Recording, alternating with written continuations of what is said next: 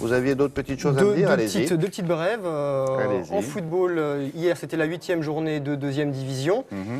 Et Beauvais a gagné 1-0 face à Strasbourg. La musique que vous venez d'entendre, qui est 1985, bien sûr.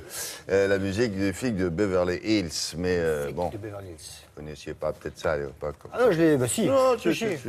Bien sûr, je regardais bien sûr la télé en 85. On a du foot avec les filles ou pas? Non, pas aujourd'hui. Pas aujourd'hui. Non, bon. on aura de l'escrime avec des filles. Ouais. Et des filles en voile aussi qui ont gagné. Beaucoup de filles qui sont escrimes. On va commencer par les garçons en escrime. Ce sont les championnats d'Europe qui se déroulent en ce moment en Suisse. Et bah, les Français poursuivent leur moisson de médailles. Voici Grumier, Robéret, Gustin et Gérant qui offrent à la France la 5e médaille de ces championnats d'Europe, la 3e en or. En finale de l'épée, les tricolores ont dominé l'Estonie.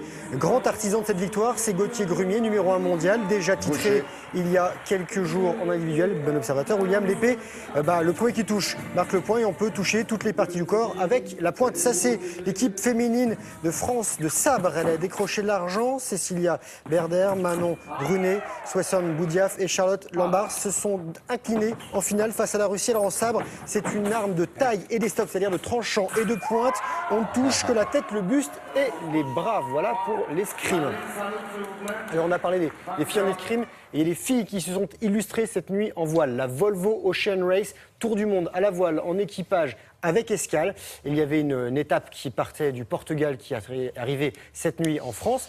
Et il y a un seul team, une seule équipe féminine. C'est celle qui a gagné cette étape cette nuit. On regarde ce qui s'est passé avec le team SCA. Le skipper, c'est la Britannique Samantha Davis qui a remporté cette nuit la 8e et avant-dernière étape qui menait la flotte de Lisbonne au Portugal à Lorient dans le Morbihan. Le team SCA est le 5e équipage 100% féminin à disputer cette course créée en 73. Et cela faisait 25 ans qu'un bateau féminin n'avait pas remporté d'étape océanique. Oui, ça a pas mal bastonné. Les bateaux sont tous identiques, 20 mètres, 8 équipiers à bord pour les garçons, sauf pour les filles, donc elles sont elles sont en rappel là-bas à droite, non, pas forcément en rappel, mais elles se mettent sur les côtés pour la gîte du bateau, William. Mais elles ne sont pas totalement sorties du bateau. On était avec elles il y a quelques jours à Lisbonne. On vous montrera les images samedi de la semaine prochaine.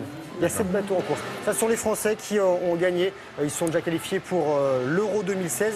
Et là, ils ont battu la République tchèque 34-24, 5e victoire en 5 matchs. Une autre équipe de France qui gagne, William, l'équipe de France de rugby des moins de 20 ans. Ici, en bleu, ils sont qualifiés pour les demi-finales de la Coupe du Monde de leur catégorie d'âge. Ça se passe en Italie. La France a battu l'Angleterre 30-18 avec 3 essais.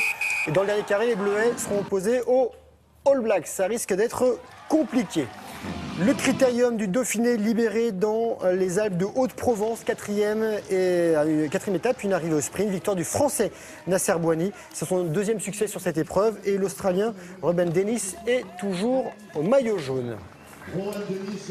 Et William, mais c'est un tout petit peu de temps, nous ne sommes pas les seuls cette année à fêter nos 30 ans.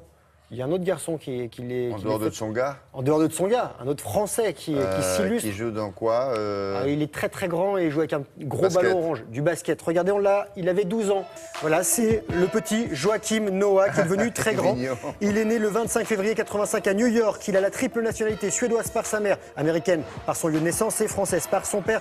Alors s'il joue au basket outre-Atlantique, il a aussi porté le maillot tricolore. Le pivot des Chicago Bulls est fils du tennisman Yannick Noah, petit-fils du footballeur Zachary Noah.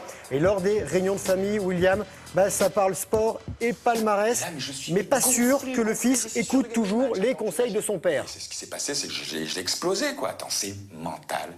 Mental. Voilà, cette année, il était l'un des 12 Français qui évoluent en NBA, 2 fois champion universitaire, 2 sélections All-Star Games, médaillé d'argent en championnat d'Europe en 2011. Vous ne savez peut-être pas, il est diplômé d'anthropologie. Et oui, au fait, il mesure 2,11 m pour 106 kg. Pas besoin de sauter pour lui quand il monte sur l'îlot central de sa cuisine.